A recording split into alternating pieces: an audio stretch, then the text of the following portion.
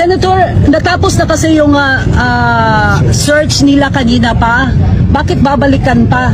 Meron daw silang na-monitor pa na heartbeat. Heartbeat. Sabi nila heartbeat na madidetermine na sa ilalim ng lupa. So hanapin nyo yung heartbeat na yan. So, puntahan nila kung saan yung heartbeat. Baka heartbeat ng palaka yung doon sa ilalim ng lupa.